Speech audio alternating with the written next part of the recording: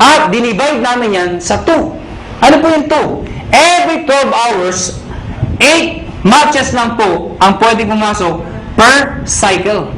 So, lumalabas, 2 ang cycle. Bakit? Diba? From 12 o'clock ng gabi hanggang 11:59 ng tanghali, tama ba? Tama. Pwede kayo magpasok ng 8 matches.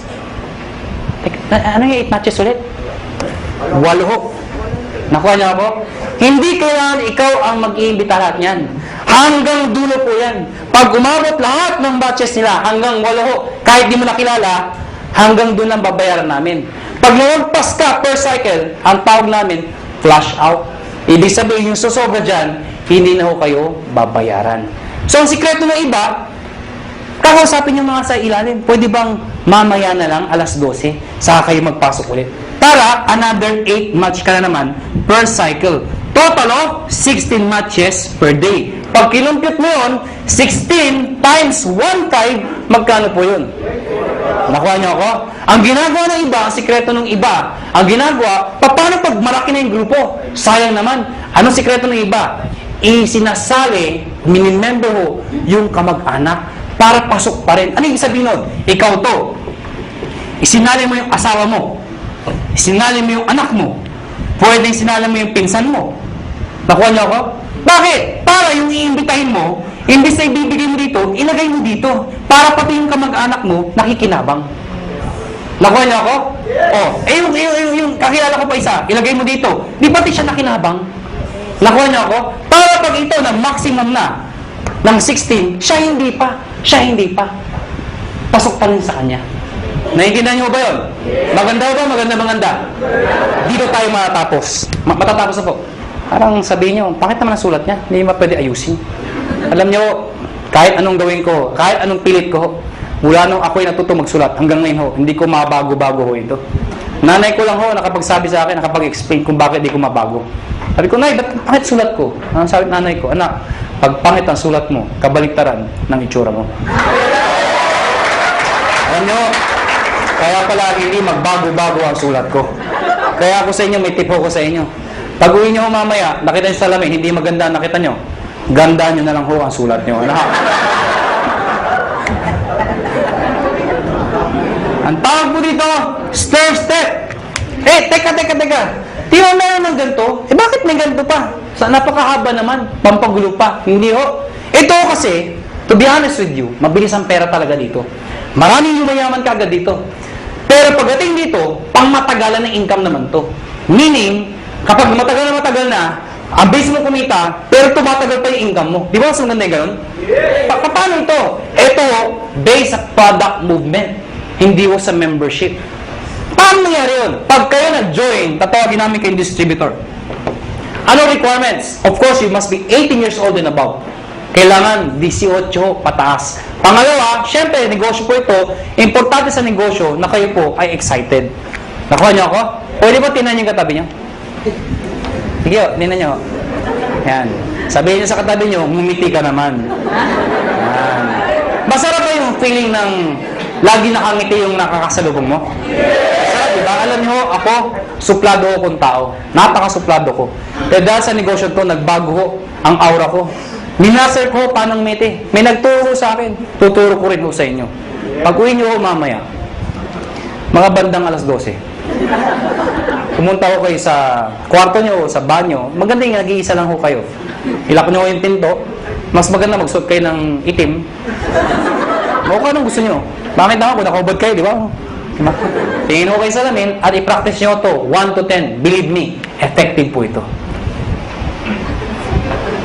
Tingnan nyo ho sarili nyo, siguraduhin nyo ha. Dahil pag iba nakita nyo, tumakbo na ho kayo. Sabihin mo sa sarili mo, 1.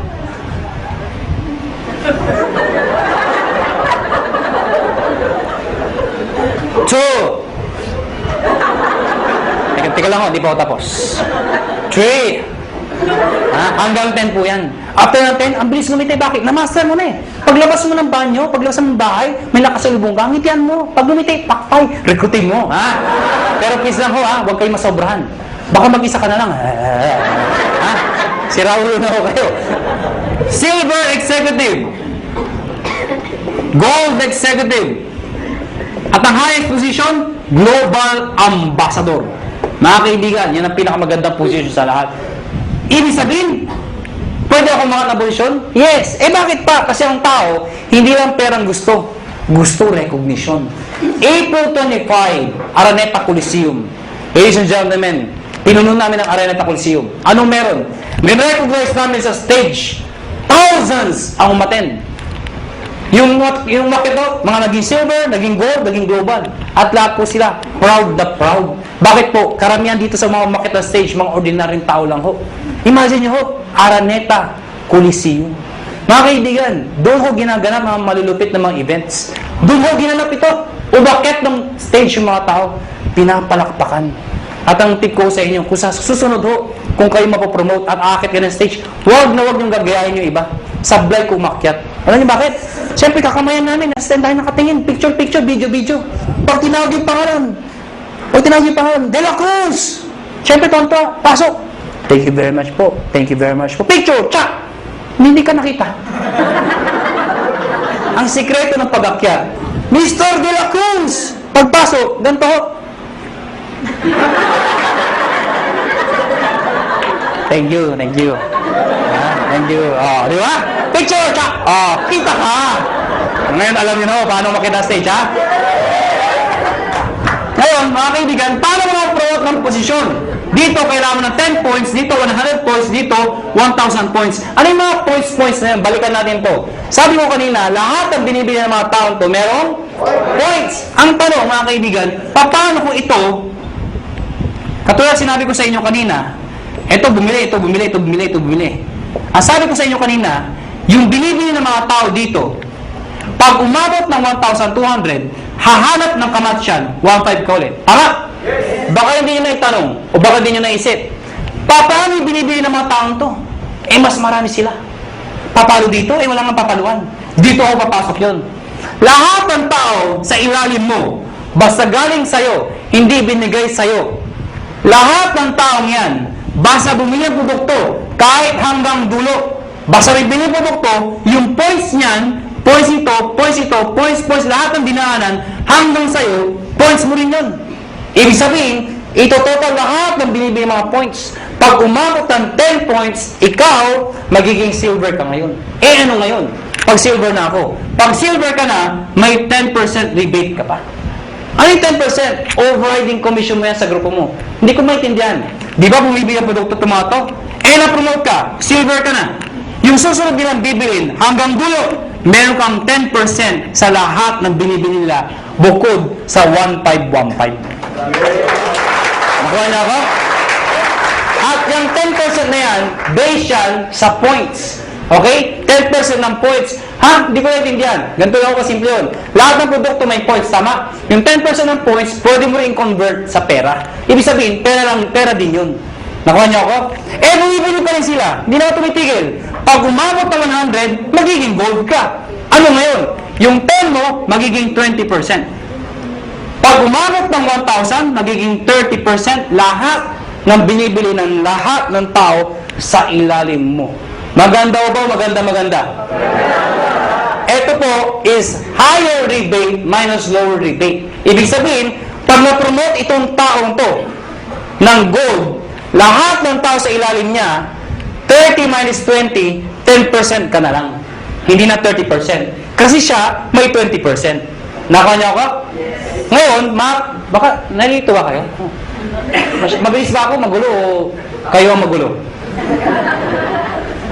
Ang good news, mga kaibigan, eto ho, no time frame. Ibig sabihin, pwedeng matapos yan after 1 week, after 1 month, after 3 months, even after 1 year. Hindi ho kayo mazizero. Hindi yan 2 months tapusin mo, 6 months tapusin mo. Pag di mo natapos, 0 ka, umpisahan mo ulit. Hindi ho. Mula umpisa hanggang dulo, iipunin po yan. Hindi ka nazizero. Ang good news po dito, group points po yan. Kasi kung ikaw lang bibili na lahat yan, hindi mo kaya. Lahat ng tao, points sa'yo. At ito nakakabaliw sa lahat. There is no demotion. Ano yung sabihin nun? Pag ikaw may 100 points ka na, gold ka na, tama? Kung the following month, humina ang grupo ko, nagbakasyon ako, bumaba yung points aging 10, bababa yung position ko, hindi ho. Dito, pag umangat ka, hindi ka na bababa. Habang buhay ka na doon sa posisyon mo or aakyat ka pa. Kung hindi kayo nababaliw doon, dito kayo mabubuwang. Ito nakakabuwang sa lahat. Tinan nyo, tinan nyo. Tinan nyo. Oh, ikaw to. Tinan nyo, ikaw to, ha? Oh, ikaw to. Ang dami yung inimbita. Isa lang naniwala. Ganun ka kalala. Yung naniwala, nanay mo pa, pinagbigyan ka lang. Anak, wala ba sumasali sa'yo? Ako na sali sa'yo, anak, ha? Sumali yung nanay mo. Alam nyo, 3 buwan na kayo. Kayong dalawa lang, laging mate, palakpak na palakpak. Napansin mo, nay, hindi tayo dumadami, mag-imbita ka naman, nay. Yung nanay mo, nag-imbita. Good news po, ang dami inimbita. Isa lang din na paniwala. Sino? Tatay mo pa. Tatay mo, pinalit mo, mga kayo talaga, kukulit nyo. Sumali tatay nyo. Kaya lang, 3 lang kayo. Siyempre, kinulit nyo. Sino? Yung tatay nyo. Tayo, mag-imbita ka naman. Eh, yung tatay nyo, napaka-mahihain, napaka-busy, wala pang kakilala. Ganun kalala. Buti na lang, may isang kakilala. Isa lang. Pero yung isang yun, halimaw pala. Lahat ng inimbita, sumabog. Naniwala, pumutok ko. Naging global ambassador. Pwede mangyari yun. Good news po. Itong 3 to, lahat yan, pare-parehong global ambassador. Dahil pwede kang makaimbita ng tao mas magaling sa'yo. Tama? Pwede ikaw mahihain ka. Pero naimbita mo, makapalang mukha. Di damay ka. Sasabihin hindi ako magaling magsalita. Eh, naimbita mo, 2 magaling. Di mas magaling ka. Bakit? Downline mo lang yung 2 magaling eh. Nakuha niya ako? Oh, tinan niyo to ha. Para masitindahan niyo. Sino mahihain dito? Sino mahihain? Ang kapal naman ng mukha niyo. Oh, tinan niyo. Sabi niyo ba, dito, ang bagay dito, yung mga makapal ang mukha, magaling magsalita. Hindi ho. O, tinan mo to. Brad, anong pangalan mo? Huwag ka mahiya. Ha? Paul. Kapal ang mukha. Biro lang mo. Paul! Mahihayin si Paul. Sabi nila, wala pag-asa. Hindi ho. May pag-asa mahihayin dito. Ang gagawin mo, Paul? Sabi nila, mula nung elementary, high school, college ako, isa lang ho napansin ko. Hindi ko nila lahat, pero kadalasan ho. Di ba yung matatalino sa school, magkakasama? Yes. Di ba yung mga bobo, magkakasama? Di ba, napansin nyo sa school yan? Di ba yung nagkukopyahan, magkakasama? Yan. O di ba yung malalandi? Because birds of the same feather are the same birds. Napansin nyo ba yan? Ako, napansin ko talaga to. Kami mga may itsura.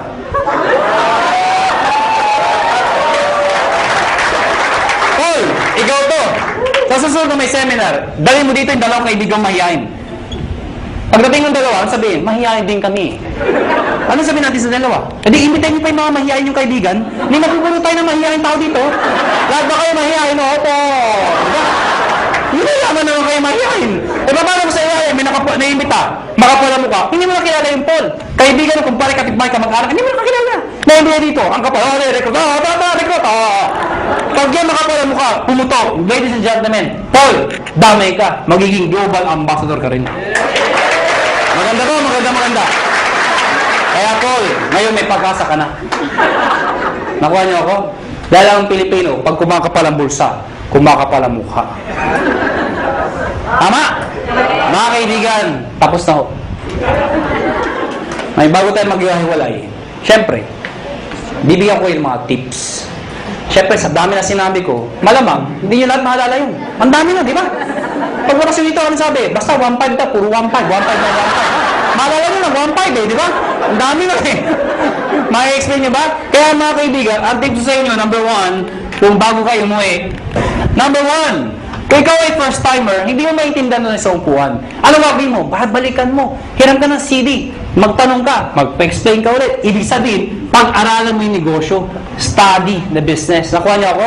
Number 2, pag napag-aralan mo, syempre, try the products. Better yet, mag-join ka na. Total, nagustuhan mo na. Try the products. Number 3, gumawa ka ng prospect list mo. Bakit? Syempre, isulat mo lahat ng nakilala mo. I-categorize mo sila. A, B, and C. Bakit? A, lahat ng kilala mo masipag, yun ang imbitahin mo. Bakit? Pag lumaki yung masipag, bibilis ang grupo mo. B, yung mga tamad.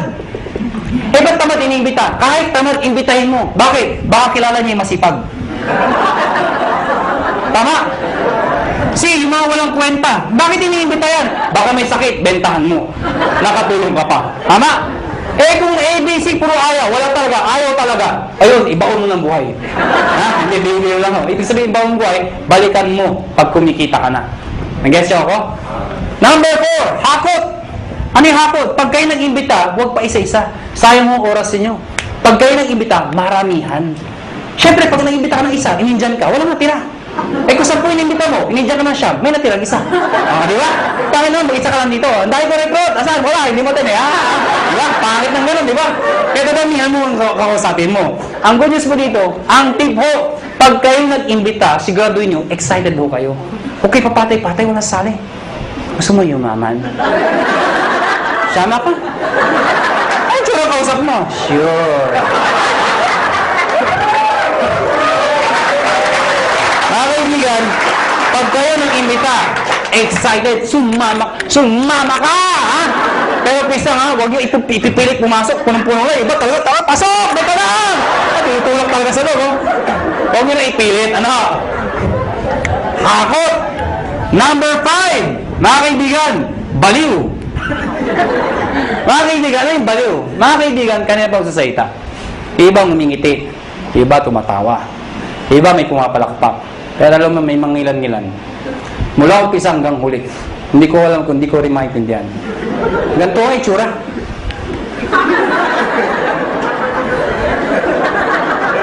Alam niyo, ang sikreto sa negosyo ko, excitement.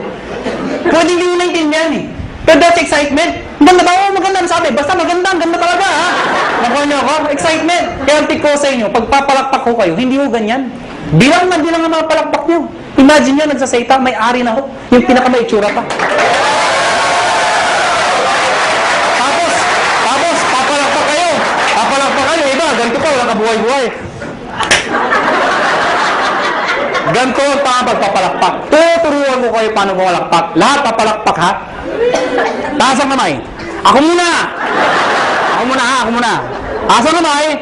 At pag sila palakpak, lahat dapat may kasama. Woo! Patinan nyo ha, sabay-sabay ha, sabay-sabay. Ang hindi papalakpak, may putok yan ha. Sabay-sabay ha, 1, 2, palakpak! Mga kaibigan, pag ganyan kayo pumalakpak, mula umpisa hanggang huli, anong tsura first timer? Paglabas dito, mga tabi negosyo, pag-uwi ng bahay, saan nga rin, pagkaginati, sa dahil ang kabaluan, nakakahawa yan. Palakpak naman kayo dyan.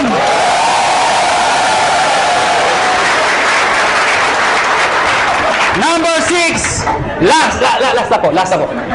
Be positive. Last na nga eh. Hindi mo narinig. Pero tandaan nyo ito. Alam ko iba sa inyo gutom na. Iba puyat na. Iba pagod na. Pero sabi ko sa inyo, hindi araw-araw kayo nagugutom, napupuyat, napapagod. Ano ba yung minsan sa buhay mo? Napagod ka, nagutom ka. Pero alam mo, dahil sa negosyo to, pwede na magbago ang buhay mo. Kaya, hanggang alas 12 tayo. Positive! Last na po? Last na. O bakit? Di ba nawala yung gutom nyo? Katawa? Merong isang eroplano, Boeing 747. Sino nakasakay ng eroplano? Nakasakay na ho. Nakakita na ho. Parang naman kakaintindihan ho tayo. Merong isang eroplano, Boeing 747. At the heart ng kanyang flight, naka-experience ng matinding turbulence. Ang turbulence ho, normal ho yun. Ang problema ho, sobrang lakas ng turbulence. Sobrang lakas. Yung mga tao nagpapanik, nagsisigawan ho. Amidst the chaos, yung captain ho, they are trained to be positive. Alam niyo ba yun? Nagsay tayong captain, amidst the chaos. Ladies and gentlemen, compose. Diba if somebody's in control, you will feel okay? Sabi ko, ladies and gentlemen, this is your captain speaking. Please calm down, take your seat, fasten your seatbelt, and everything is under control. So yung mga tao, okay lang pala, okay lang. Kaya lang, after 5 minutes lang, lumalala. Yung makina, gumagano ho, aeroplano, wala na, hindi na napigilan. Yung mga tao, nagtanggalan seatbelt, hindi na ho napigilan. Nagyakapan na ho, nag-iyakan na ho. But you know what? Ayos tayong captain, and still positive. Sabi ng captain, ladies and gentlemen, this is your captain speaking again. Please calm down, take your seat, fasten your seatbelt, and follow after me. Our Father.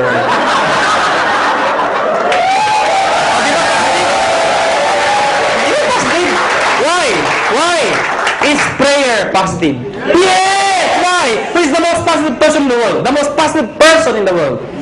Jesus Christ. Why? When He died on the cross. Positive. Oh, ang dami posisyon para itako. Pwede mo pa ganito. Pwede pa ganito. Bakit ganito? Because it's a sign of positive. Before He died, He was being mocked. He was being stoned to death. He was hung. He was crucified. He was even struck. Ladies and gentlemen, He died. The demons thought they won. But they don't know, on the third day, He rose from the dead to redeem us from our sins. Amen ko ba? Kaya mga kaibigan, pag ginagawa niyong negosyo to, think positive. Pag may kausap ka at ayaw, ano sabihin mo? Positive. Biro lang ho.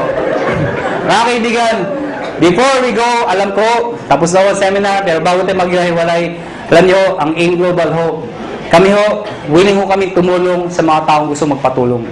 Kung ayaw nyo, maraming salamat sa pagpunta nyo, pero bago tayo maghiwalay, uunahan ko lang kayo. May mga taong magsasabi sa inyo ng mga salitang ito. Mahirap yan. Di mo kaya yan. Kalokohan yan. Pare-pareho lang yan. Ito lang ako sabihin ko sa inyo. Pipiliin nyo ang taong papakinggan nyo. Nakuha niyo ako? Pag gusto mo yumaman, dumikit ka, makinig ka sa mayaman. Yun ang sikreto ng pagyaman. Pag gusto mo maghirap, dumikit ka, makinig ka sa mahirap. Tama? Nagkataon ho, yumaman ho ako. Nagkataon ho, yumaman ho ako. Nagkataon ho. Ha? Oh, alam mo, sana ho, ang prinsipyo ko, maging prinsipyo mo. Sana ho, ang prinsipyo ko maging prinsipyo nyo. Ano ba ang prinsipyo ko? Sana ang prinsipyo ko maging prinsipyo nyo. Ano ba yung prinsipyo ko? Habang bata ka, habang may lakas ka, habang may oras pa, pag may opportunity, sumubok ka. Hindi man para sa'yo, ang importante, sumusubok ka. Nag-fail ka, okay lang. Importante sinubukan mo. Nakuha niyo ako? Ang mahirap sa atin kasi, iba sa atin, hindi pa ka sumasali. Ay, mahirap yan. Hindi ko kaya yan. Nakuha niyo ako? Sige lang, panag-fail ka, okay lang. Bata ka pa. Nakuha niyo? Ang mahirap sa atin kasi, pag matanda na, saka sumusubok. Gusto ba yung benta ka na 90? Saka ka na susubok? Saan yung opportunity? Sasali ako. Maganda yun, bata ka pa? Sige lang, panag-fail ka, okay lang, bata ka pa. Eh kung mag-succeed ka, tinan niyo ako.